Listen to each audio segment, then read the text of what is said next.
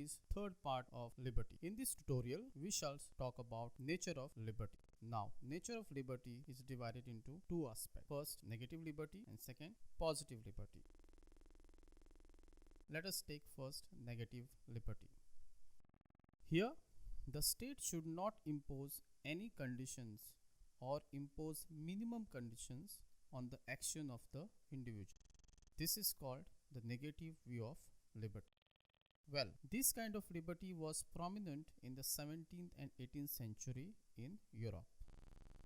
This liberty was advocated by the middle class people, which demanded free market society against the mercantile policies of the state. In fact, there was a demand that state should not interfere in the economic activities of the individual. Therefore, liberty consisted in a freedom of trade, freedom of enterprise, freedom of contract, and a free competition of the market forces of supply and demand. Hence, the state was considered as a necessary evil which was required only to maintain liberty by protecting the person and property of individual. Following were the thinkers who supported this view, such as Hobbes, Locke, Burke, Adam Smith, Bentham, and J.S. Mill. Now let us talk about second aspects of nature of liberty, which is positive liberty. It is true that the concept of negative liberty played an important historical role.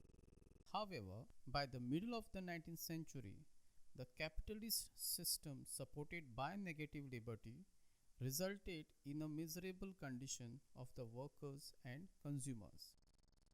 There was enormous disparities of wealth and power, and this resulted into oppression, exploitation, and injustice in the society. Therefore, as a result of this, the humanist writers, socialist, Marxist, and positive liberals came forward to demand a new definition of the liberty. According to them, the liberty of the employers to hire and fire workers at his will made a mockery of the freedom of the contract. Thus, the result was that the negative view of liberty gave way to positive liberty. Therefore, the concept of positive liberty developed during the later half of the 19th century by Kant, Hegel, Goethe, Barker, and Lasky. So in short, positive liberty consists in extending the opportunity to the individual to pursue his happiness.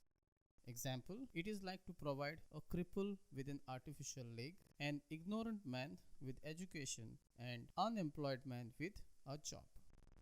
Thus, positive liberty implies the removal of only such constraint or conditions and provision of only such opportunities which can be accomplished through alternation of socio-economic conditions. To conclude, positive liberty is not the absence of restraint or condition. Rather, it is the provision of those socio-economic and political conditions without which liberty cannot be realized. Liberty cannot be realized without proper opportunity and social conditions. Thus, rights are necessary for liberty, and they are related to justice, morality, and equality. I hope you have understood this part of the liberty, which is nature of liberty. In next tutorial, we shall talk about kinds of liberty.